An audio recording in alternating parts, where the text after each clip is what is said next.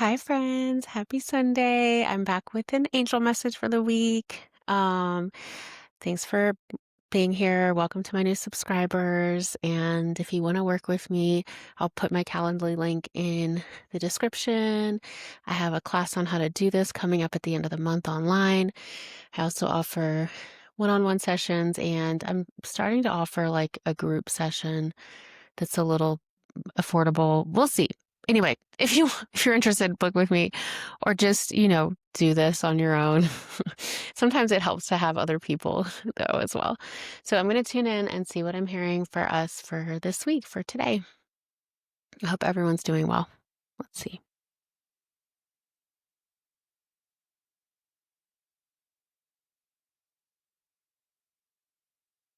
It's not an understatement or an exaggeration to say that each one of you can do this. Each one of you was created by the Creator, by God. And each one of you has that seed, that spark of the divine within. And it really just needs to be tended to and cultivated to develop your spiritual senses or your spidey senses. This is an inborn ability that everyone has, and humans are more and more coming into awareness of this. But a lot of the old structures have to be, in a way, dismantled for humans to truly come into their spiritual sovereignty. This means stories from religion that this is negative, or from science that this is psychotic. It really is just aligning with the light that you already are and living into that. Yes, you can receive messages, but even more, you can live into your true divine being, with all of the qualities of the Creator, of love, of peace, of connection, um, magnanimity, generosity, joy. These are all qualities each of us, each of you and us were born with, but they become clouded over through cultural stories, childhood traumas, and like past life memories.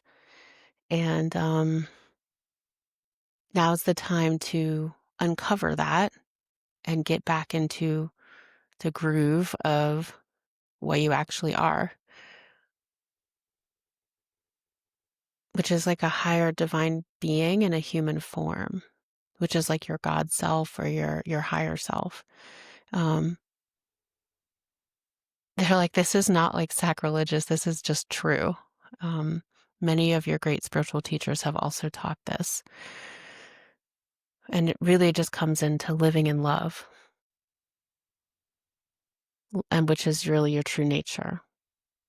So all of the things that have been coming up for you lately about maybe it's been facing fear, or maybe it's been dealing with how you have relationships or knowing that you're loved.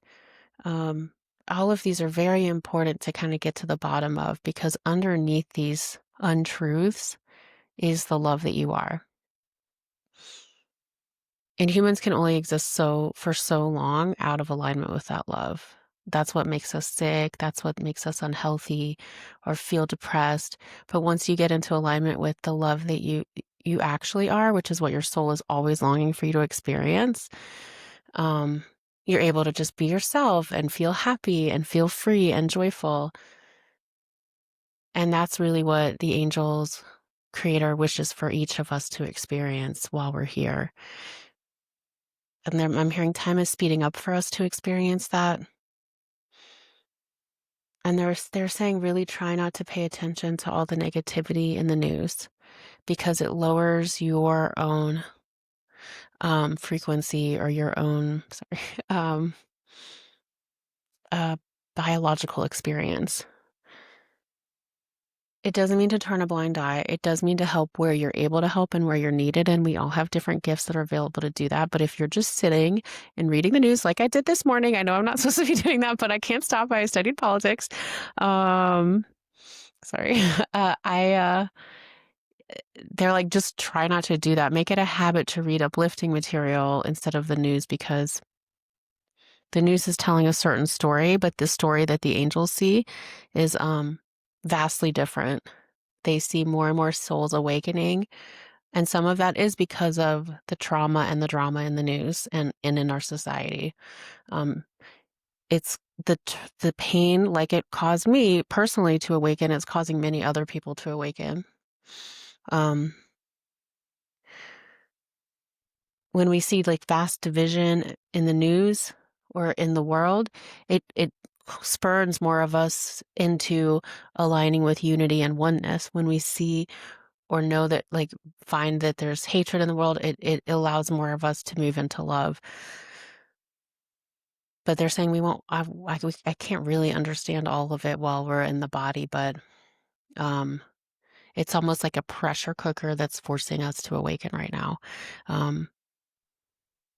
And they're showing me like more and more people awakening and coming into alignment with their divine selves, their divine blueprints. Um, they're saying follow the teachers that make sense to you in your heart. And you're going to know, or yes, you're going to know what feels right and what makes sense. And you need to know how you feel, which they've said before. So get comfortable with feeling how you feel. And if you feel more aligned with love when you look at a certain video or certain teaching, or less aligned with love, and that comes from your own discernment. The heart is the barometer, the heart is the compass. And to really get good at listening to it is how you build your intuition, and it's how you know what's true for you. So they're like, don't listen to things that tell you not to listen to your heart. Um, the heart is the divine compass. Uh, and that is how I had my spiritual experience. So let's see. They're saying it's a very simple process. It's just very simple, but we've created so much noise around it in our minds that it's become way more complicated than it needs to be. It just really is dropping into the heart and experiencing the love that's there and living from that place. And that's how humans can do miraculous things. And they're saying don't lose sight of what's important. Your loved ones, community, kindness, lifting each other up, sharing what you have with other people. The world is going to try to tell you that those things aren't important. It's going to try to take you on a different journey. But at the end of your days, you'll know that that's really important. And if you can remember it now, you'll just have a better time.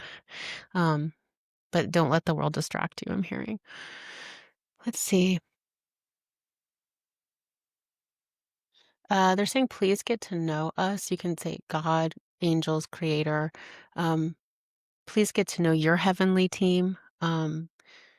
Journaling is important. They're saying they don't exist in fear. Because as soon as I said that, I felt some fear. I think from the people and the people I've been talking with lately, like my video I did last week, it's they exist in a vibration of love, I'm hearing, and you can trust us when you feel love. So, but you can call out to us in any state. We're always with you.